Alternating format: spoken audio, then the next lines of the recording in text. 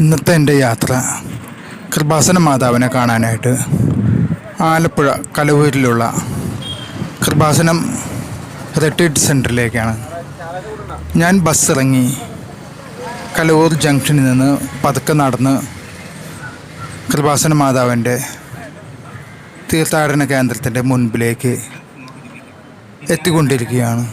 ഇതതിന് മുൻപിലുള്ള തട്ടുകടകളും പിന്നെ അതുപോലെ തന്നെ ഓട്ടോറിക്ഷ സ്റ്റാൻഡുമാണ്. കൃപാസനം ഒരു വലിയ തീർത്ഥാടന കേന്ദ്രമായി രൂപപ്പെട്ടു കഴിഞ്ഞു. ധാരാളം ഭക്തജനങ്ങളാണ് ദിവസവും ഇവിടെ അമ്മ മാതാവിനെ സന്ദർശിക്കാനായിട്ട് എത്തുന്നത്. മാതാവ് അപേക്ഷിച്ചാൽ ഉപേക്ഷിക്കാത്ത ദയയുള്ള കനിവുള്ള അമ്മയാണ്. ആയിരങ്ങൾ അതിന് സാക്ഷികളുമാണ്. അതുകൊണ്ടാണ് ഇത്ര വലിയ തിരക്ക് കൃപാസനത്തിൽ അനുഭവപ്പെടുന്നത്. അമ്മ എല്ലായ്പ്പോഴും തൻ്റെ മക്കൾക്ക് വേണ്ടി യേശുവിനോട് മാധ്യസ്ഥം അപേക്ഷിച്ച് പ്രാർത്ഥിക്കുന്നു. അതിൻ്റെ ഫലമായി മക്കളുടെ ഓരോ നിയോഗങ്ങളും ഉടമ്പടികളും എത്രയും പെട്ടെന്ന് സാധിച്ചു കിട്ടുന്നതായിട്ട് അനേകായിരങ്ങളുടെ സാക്ഷ്യങ്ങളാണ് ഓരോ ദിവസവും നമ്മൾ ഇവിടെ കേട്ടുകൊണ്ടിരിക്കുന്നത്. അതിൽ അതിശയോക്തിയില്ല. ഇവിടെ വരുന്നവർക്കത് മനസ്സിലാവുന്നതാണ്. ഇപ്പോൾ ഞാൻ കൃപാസനം ധ്യാന കേന്ദ്രത്തിൻ്റെ മുൻഭാഗത്തെത്തി മാതാവിൻ്റെ അത്ഭുത തിരുസ്വരൂപം കൃപാസനം ദേവാലയത്തിൻ്റെ മുൻഭാഗത്ത് തന്നെ കാണാം. അമ്മ അനേകായിരങ്ങൾക്ക് സ്വാന്തനം മരളിക്കൊണ്ട് ഇരു കൈകളും നീട്ടിപ്പിടിച്ചുകൊണ്ട് തൻ്റെ മകനായ യേശുവിൻ്റെ അടുത്തിലേക്ക് സ്വീകരിക്കുന്ന ഒരു രൂപം. എത്രയോ മക്കളാണ് ഇവിടെ തങ്ങളുടെ ദുഃഖവും ദുരിതവും കടബാധയും തകർച്ചയും രോഗങ്ങളും അതുപോലെ തന്നെ മക്കളില്ലാത്ത അവസ്ഥ, സമാധാനം ഇല്ലാത്ത അവസ്ഥ, ഇവയ്ക്കെല്ലാം പരിഹാരം തേടിക്കൊണ്ട് ഓരോ ദിവസവും ആയിരക്കണക്കിന് മക്കൾ അമ്മയുടെ സന്നിധിയിലേക്ക് ഓടിയണയുന്ന കാഴ്ച നമുക്കെല്ലാവർക്കും കാണാവുന്നതാണ്. അമ്മ മാതാവിൻ്റെ തിരുസ്വരൂപത്തിന് മുമ്പിൽ ഞാൻ ഒരല്പനേരം നിന്ന് ധ്യാനിച്ചു. അമ്മയുടെ അടുക്കൽ ദിവസം വന്ന് അമ്മയെ കാണണമെന്നുള്ള ഒരു അതിയായ ആഗ്രഹമാണ്. പക്ഷെ അത് സാധിക്കില്ലല്ലോ. ഇന്നെനിക്ക് ഒരു സന്ദർഭം കിട്ടി. ഞാൻ ഉടനെ ഓടിയെത്തുകയായിരുന്നു. അനേകം ഭക്തജനങ്ങൾ അമ്മയുടെ മുമ്പിൽ തൊട്ടുവണങ്ങി തങ്ങളുടെ നിയോഗങ്ങൾ പ്രാർത്ഥിക്കുന്ന ഒരു കാഴ്ചയാണ് നമ്മളിപ്പോൾ കണ്ടുകൊണ്ടിരിക്കുന്നത്. ജാതി മത വർഗ ഭേദമന്യേ അനേകായിരങ്ങൾ അമ്മയുടെ മുമ്പിൽ ഓടി അണയുന്നു. അത്ര സ്നേഹനിധിയായ അമ്മയെ ആർക്ക് മറക്കാനാവും? അമ്മ അത്രമാത്രം സ്നേഹവും സന്തോഷവും സമാധാനം പ്രദാനം ചെയ്യുന്ന അമ്മയാണല്ലോ. ഞാൻ പതുക്കെ ഹാളിനുള്ളിലേക്ക് കടന്നു. ഇതാണ് മെയിൻ ഹാള്. മെയിൻ ഹാളിൽ പരിശുദ്ധ മാതാവിൻ്റെ ഒരു വലിയ തിരുസ്വരൂപം പ്രതിഷ്ഠിച്ചിട്ടുണ്ട്. അവിടേക്കാണ് ഞാനിപ്പോൾ വന്നുകൊണ്ടിരിക്കുന്നത്. ഇതാണ് മെയിൻ ഹാള്, മുൻഭാഗത്തെ ഹാള്. ആ ഹാളിലാണ് നമുക്ക് വേണ്ടതായ നേർച്ച വസ്തുക്കൾ, കാശുരൂപം, മെഴുകുതിരി, ഫോട്ടോ, തേൻ, ഉപ്പ് മുതലായ വ്യഞ്ജിച്ച വസ്തുക്കൾ കിട്ടുന്നത്. ഇതാണ് മാതാവിൻ്റെ രൂപം. ആ രൂപത്തിന് മുമ്പിൽ തൊട്ടു വണങ്ങുവാനും പ്രാർത്ഥിക്കുവാനായിട്ട് അനേകായിരങ്ങൾ കൂടിയിട്ടുണ്ട്. ഈ മാതാവിൻ്റെ രൂപത്തിൽ നിന്നാണ്, അവിടെ നിന്നാണ് ഉടമ്പടി പുതിയതായിട്ട് എടുത്തവർ ഉടമ്പടി മാതാവിൻ്റെ അടുത്തേക്ക്, ഉടമ്പടി പേടകത്തിൻ്റെ അടുത്തേക്ക് തങ്ങളുടെ ഉടമ്പടി ആയിട്ട് പോകുന്നത്. പ്രദക്ഷിണമായിട്ടാണ് പോകുക. അവിടേക്ക് മാതാവിൻ്റെ ചെറിയ തിരുസ്വരൂപം, ധൂപക്കുറ്റി, വിളക്ക്, മുത്തുകുട, മണി എന്നിവ എല്ലാം ചേർന്ന് ആഘോഷമായിട്ട് മാതാവിൻ്റെ ഭക്തിസാന്ദ്രമായ ഒരു ഗാനം ആലപിച്ചുകൊണ്ടാണ് അങ്ങോട്ടേക്ക് പോവുക. അവിടെയാണ് ഉടമ്പടി പ്രതിജ്ഞ ചൊല്ലി ഉടമ്പടി എടുക്കുന്നത്. ഇവിടെ ഇപ്പോൾ നേർച്ച വസ്തുക്കൾ വാങ്ങുന്നതിൻ്റെ തിരക്കാണ്. ധാരാളം ഭക്തജനങ്ങൾ നേർച്ച വസ്തുക്കൾ വാങ്ങാനായിട്ട് ഇവിടെ 3-4 കൗണ്ടറുകൾ അവർക്കായിട്ട് തുറന്നിട്ടുണ്ട്. കാശിരൂപം, വെന്തിങ്ങ, കൊന്ത, മാതാവിൻ്റെ കൃപാസന മാതാവിൻ്റെ തിരുസ്വരൂപം, ബൈബിൾ തുടങ്ങിയ എല്ലാ വസ്തുക്കളും ഇവിടെ വെഞ്ചരിച്ച് ആശീർവദിക്കപ്പെട്ട് നമുക്ക് ലഭിക്കുന്നതാണ്. അനേകം പേർ മുൻഭാഗത്തുള്ള ഹോളിൻ്റെ മുമ്പിൽ മാതാവിൻ്റെ അടുത്ത് തടിച്ചു കൂടിയിട്ടുണ്ട്. അവിടെ നിന്ന് പ്രദക്ഷിണമായിട്ട് പോകുവാനുള്ള തയ്യാറെടുപ്പിലാണ്. ഓരോ ചെറിയ സംഘങ്ങളായിട്ടാണ് പ്രദക്ഷിണമായിട്ട് കൃപാസനം ഉടമ്പടി മാതാവിൻ്റെ അടുത്തേക്ക് പോകുന്നത്.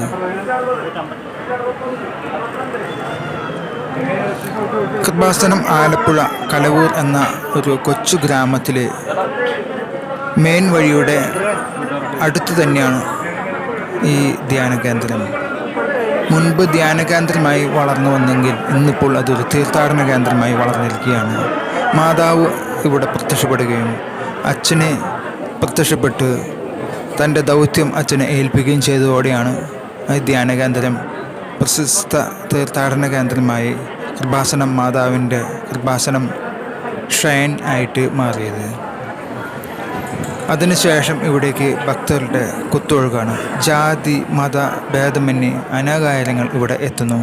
തങ്ങളുടെ നിയോഗങ്ങൾ സമർപ്പിച്ച് ഉടമ്പടി എടുത്ത് പ്രാർത്ഥിച്ചതിൻ്റെ ഫലമായി അവർക്ക് ലഭിക്കുന്ന സാക്ഷ്യങ്ങൾ ഇവിടെ വന്ന് സാക്ഷ്യങ്ങൾ പറയുന്നതോടുകൂടി മറ്റനേകം പേർക്ക് അവ വിശ്വാസം വർദ്ധിക്കാനും അവർ ഈശോയിൽ ആഴപ്പെടാനും മാതാവ് അതിന് മാധ്യസ്ഥം വഹിക്കാനുള്ള ശക്തി കൃപാസനം മാതാവിന് ഉണ്ട്.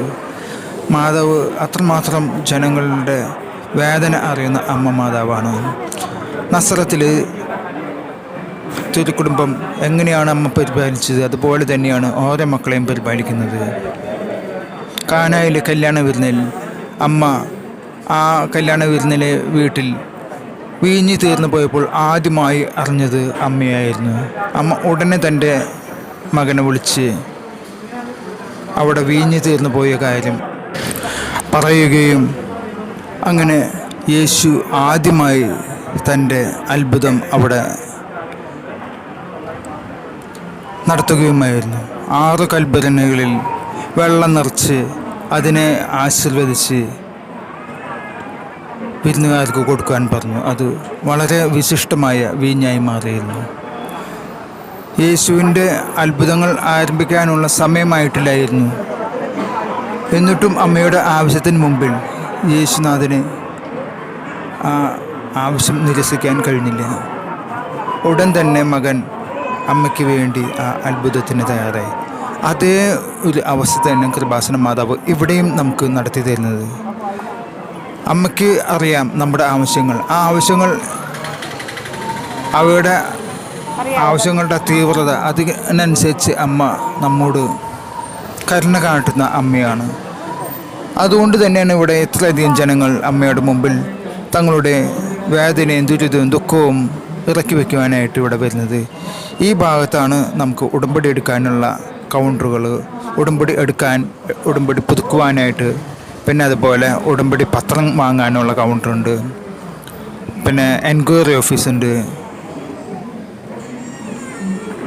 അങ്ങനെയുള്ള ഉടമ്പടി ടോക്കൺ ലഭിക്കുന്ന കൗണ്ടറുകളെല്ലാം ഈ വലതുഭാഗത്തായിട്ടാണ്. ഇതിന് മുകളിലാണ് ഉടമ്പടി ആദ്യമായിട്ട് എടുക്കുന്നവർക്കൊരു ക്ലാസ് ഉണ്ട്. എങ്ങനെ ഉടമ്പടി എടുക്കണം, ഉടമ്പടി എടുക്കുമ്പോൾ ചെയ്യേണ്ട കാര്യങ്ങൾ എന്തൊക്കെയാണ്, ആ ഉടമ്പടിയിൽ ചെയ്യേണ്ട അനുവർത്തിക്കേണ്ട പ്രാർത്ഥനകൾ എന്തൊക്കെയാണ്, അവയെല്ലാം കുറിച്ച് ഒരു ക്ലാസ് ഉണ്ട്. ആ ക്ലാസ്സിന് ശേഷമാണ് കൃപാസനം മാതാവിൻ്റെ പ്രദക്ഷിണമായിട്ട് ഉടമ്പടി പേടകത്തിന് അടുത്തേക്ക് പോകുന്നത്. ഇതാണ് കൃപാസനം അമ്മ. ബഹുമാനപ്പെട്ട ജോസഫ് അച്ഛന് പ്രത്യക്ഷപ്പെട്ടപ്പോൾ അമ്മ ഇതേ രൂപത്തിലായിരുന്നു. അമ്മയുടെ വിമല ഹൃദയത്തിൽ ഒരു ക്ലോക്കിൻ്റെ രൂപമായിരുന്നു. ആ രൂപം ഇവിടെ മാതാവിൽ നമുക്ക് കാണാൻ പറ്റും. മാതാവിൻ്റെ ആ രൂപം സഭ അംഗീകരിക്കാനായിട്ട് അച്ഛൻ സഭയ്ക്ക് മുമ്പിൽ വെച്ചിട്ടുണ്ട്. അത് അംഗീകരിച്ചു കഴിഞ്ഞാൽ കൃപാസന മാതാവിനെ ഇതേ രൂപത്തിൽ ലോകം മുഴുവൻ കാണാൻ സാധിക്കും. ഇപ്പോൾ നമ്മൾ കൗണ്ടറിൻ്റെ മുമ്പിലാണ്. പല ആവശ്യങ്ങൾക്കായിട്ട് പല കൗണ്ടറുകൾ അടുത്തടുത്തായിട്ടുണ്ട്. ഈ ഭാഗത്തു നിന്നാണ് നമുക്ക് കൃപാസനം ഉടമ്പടി പത്രം വാങ്ങാൻ കിട്ടുന്ന ഒരു കൗണ്ടറാണത്. ഇത് ഉടമ്പടി എടുക്കാനും പുതുക്കുവാനും ആയിട്ടൊക്കെയുള്ള ഓരോ വരികളാണ്. ഇതാണ് മാതാവ് പ്രത്യക്ഷപ്പെട്ട സ്ഥലത്തെ കിണറിന് മുകളിലുള്ള ഒരു കൽഭരണി.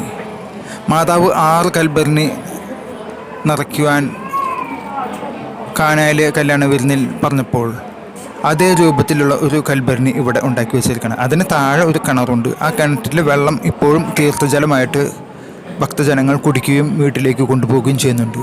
ധാരാളം അത്ഭുതങ്ങൾ ആ തീർത്ഥജലം മുഖേന ലഭിക്കുന്നുണ്ട് എന്ന് സാക്ഷ്യങ്ങളിലൂടെ വ്യക്തമാകുന്നു. ഇതാണ് ധ്യാനം നടക്കുന്ന ഹോള്. ആ ഹോളിൽ എത്രമാത്രം ജനങ്ങളാണ് മാതാവിൻ്റെ മുമ്പിൽ തങ്ങളുടെ നിയോഗങ്ങൾ സമർപ്പിക്കാനായിട്ട് പ്രാർത്ഥിക്കുവാനായിട്ടും എത്തിയിട്ടുള്ളതെന്നോ. ഈ ഹോളിലാണ് അച്ഛൻ്റെ ധ്യാനങ്ങളും അതുപോലെ സാക്ഷ്യങ്ങളും നടക്കുക. അവിടെ ഒരു ക്രൂശിത രൂപം കാണാം. അതിൻ്റെ ഇടതു ഭാഗത്തായിട്ട് പരിശുദ്ധ കൃപാസന മാതാവിൻ്റെ ഗ്രേ കളറിലുള്ള ആ തിരുസ്വരൂപം കാണാം. അതിനടുത്തായിട്ടാണ് കൃപാസനം ഉടമ്പടി എടുത്തവർ ഉടമ്പടി വിളക്ക് കത്തിക്കുന്നതും ഉടമ്പടി പ്രാർത്ഥന ചൊല്ലി ഉടമ്പടി പേടകത്തിൽ ഉടമ്പടി പത്രികകൾ സമർപ്പിക്കുന്നതും അതിനുശേഷം മാതാവിനെ തൊട്ടു വണങ്ങി നമസ്കരിച്ച് പോകുന്നു. പിന്നെ അവർ ഉടമ്പടി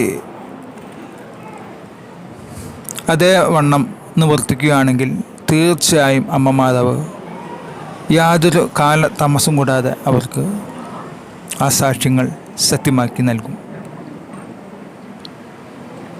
അതാണ് കൃപാസനം മാതാവിൻ്റെ ഒരു വലിയ ദയാവായ്പ് എന്ന് പറയുന്നത്. ഇന്ന് ഒരു സാധാരണ ദിവസമായിട്ട് പോലും ധാരാളം ഭക്തജനങ്ങളാണ് ഇവിടെ വന്നുകൊണ്ടിരിക്കുന്നത്. അതിന് ഞായറെന്നോ തിങ്കളെന്നോ ചൊവ്വയെന്നോ യാതൊരു വ്യത്യാസമില്ല. ഇപ്പം എല്ലാ ദിവസവും ഉടമ്പടി എടുക്കാനും പുതുക്കാനുമുള്ള സൗകര്യമുണ്ട്. മുൻപ് അങ്ങനെ ഉണ്ടായിരുന്നില്ല. ഇപ്പോൾ എല്ലാ ദിവസവും നമുക്ക് ഉടമ്പടി എടുക്കാനുള്ള സാധ്യതയുണ്ട്. അതുകൊണ്ടാണ് ജനങ്ങൾ തിരക്ക് കുറയ്ക്കാൻ വേണ്ടിയിട്ടാണ് അച്ഛൻ അങ്ങനെ ചെയ്തിട്ടുള്ളത്. അതിൻ്റെ ഒരു വ്യത്യാസം നമുക്ക് കാണാനുമുണ്ട്. മുമ്പ് ഉടമ്പടി എടുക്കാനൊക്കെ ആയിട്ട് ഭയങ്കര തിരക്കും കാര്യങ്ങളൊക്കെ ആയിരുന്നു. ഇപ്പോൾ എല്ലാ ദിവസവും ഉടമ്പടി എടുക്കാം. അതുകൊണ്ട് തിരക്ക് ഒരല്പം കുറഞ്ഞിട്ടുണ്ട്. ഏത് ദിവസം നമുക്ക് ഇഷ്ടംപോലെ തിരഞ്ഞെടുത്ത് ഉടമ്പടി എടുക്കാനും പുതുക്കാനും പ്രാർത്ഥിക്കാനുള്ള എല്ലാ സൗകര്യങ്ങളുമുണ്ട്. അങ്ങനെ കൃപാസനം മരിയൻ തീർത്ഥാടന കേന്ദ്രമായി മാറിയിട്ടുള്ള ഈ പുണ്യഭൂമിയിലേക്ക് നിങ്ങൾ ഓരോരുത്തരെയും സ്വാഗതം ചെയ്യുകയാണ്. നിങ്ങളുടെ ഏത് വേദനകളും ഏത് ദുരിതങ്ങളും ഏത് ദുഃഖങ്ങളായാലും അവ മാതാവിൻ്റെ മുമ്പിൽ സമർപ്പിക്കുക. മാതാവ് അതിന് അറുതി വരുത്തുക തന്നെ ചെയ്യും. ഇത് ഹോളിൻ്റെ സൈഡിലുള്ള കൃപാസനം മാതാവിൻ്റെ ഹോളിൻ്റെ സൈഡിലുള്ള പരിശുദ്ധ കന്യക മാതാവിൻ്റെ രൂപമാണ്. വളരെ ഭക്തി ചൈതന്യം തുളുമ്പുന്ന ഒരു രൂപം. അവിടെ നിന്ന് പ്രാർത്ഥിച്ച് പോകുന്നവരും കുറവല്ല.